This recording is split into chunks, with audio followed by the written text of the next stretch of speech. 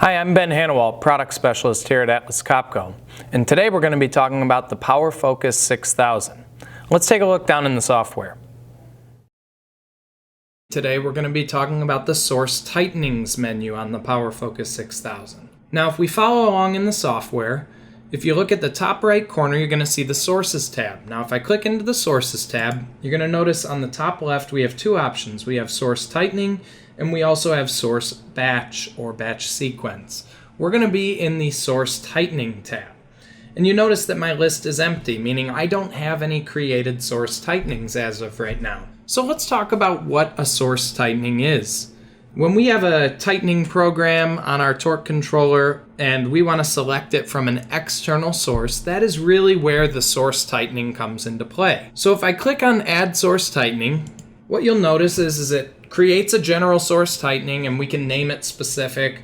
For this example, let's talk about maybe creating a source tightening for Open Protocol. So I'm just going to give it a name so that I can differentiate it from any other source tightenings that I have. So we have a couple of options in here, and keep in mind all of these options for the source tightening menu are going to be essentially just setting up an index for selecting tightening programs from an external source. Now this could be an external source such as internal I/O, so discrete I/O points that are wired to the controller. This could be a field bus, this could be Open Protocol. Multiple different things can use a source tightening to select a tightening program. Now, we have a couple of options in the general properties. We have our selector mode, which has two options, control and confirm. Control would be used if we have no socket tray, and then confirm would be used if we have a socket tray. So watch what happens when I change it over to confirm. You'll notice it actually gives me the option to assign a socket number. So I don't have a socket tray for this example, so I'm going to turn that back to control.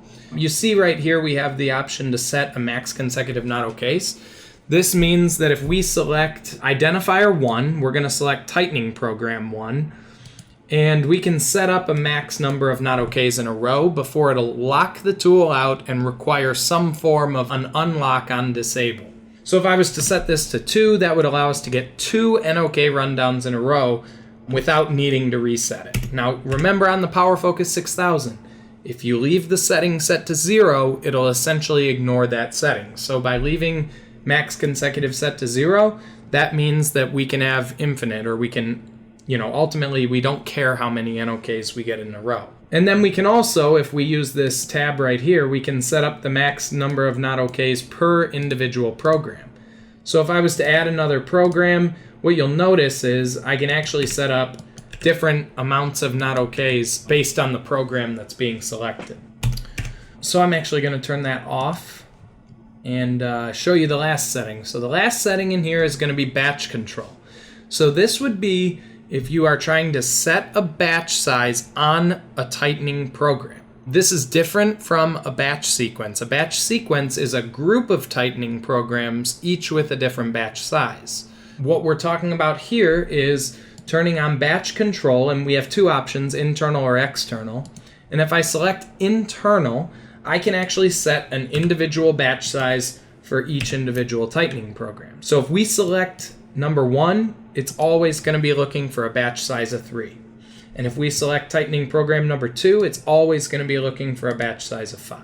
If we were to change this to external batch control, you're going to lose that option.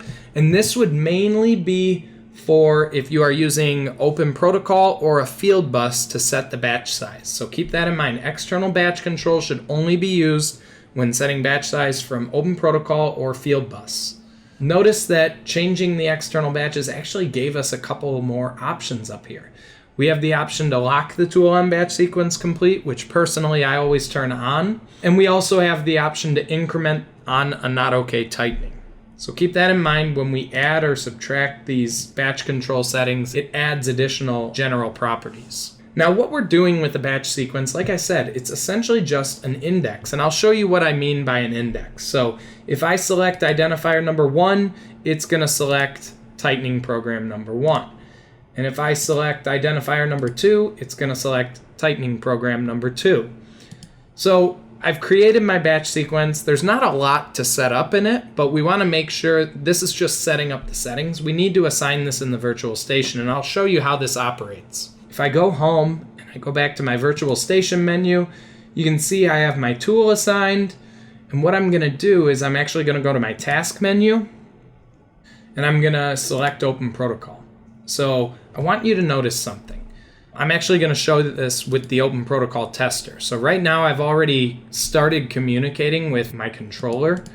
I'll show you what it looks like with a batch sequence and what it looks like without a batch sequence. So this is the correct way to operate right now. So what you'll notice, if I pull the trigger on the tool, it says wrong socket selected. This basically means at this point in time, we have not selected a program and we need to have a tightening program selected. So what I'm going to do is go to upload the PSET and multi-step IDs. We're going to get a command back that says that we have received the request and we've provided it. And then if I go back to commands, I can say select PSET. I've actually only got 2 options in there. The reason that there's only 2 options in there is because of my source tightening.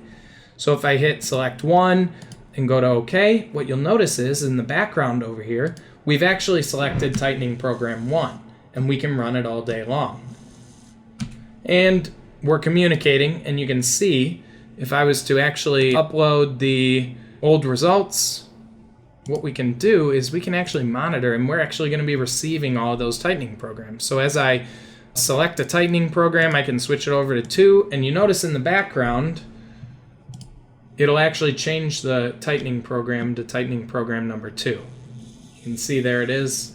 And we can run it in the background, and we're getting all of these results. Now, what I want you to show you is what it looks like without a source tightening assigned. And you can also see we're connected with Open Protocol, and you can see the Open Protocol status at the top right corner.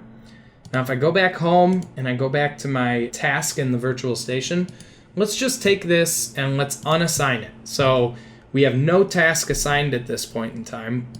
And I'm going to come back to my controller, and I'm going to hit the Select PSET button.